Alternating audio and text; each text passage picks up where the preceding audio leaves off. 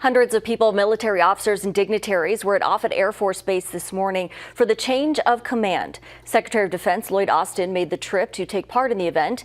Retiring Navy Admiral Charles Richard stepped back after his 3-year stint in command and handed over control of the base to Air Force General Anthony Cotton. Secretary Austin commented on heightened concerns over the nuclear programs of Russia and China. The United States is on the verge of a new phase. One where for the first time we face two major nuclear powers as strategic competitors.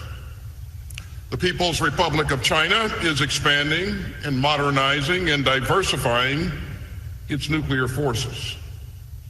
And Russia is also modernizing and expanding its nuclear arsenal. U.S. Central Command is responsible for the nation's strategic nuclear defenses, operating the Defense Department's global information grid and many other critical programs.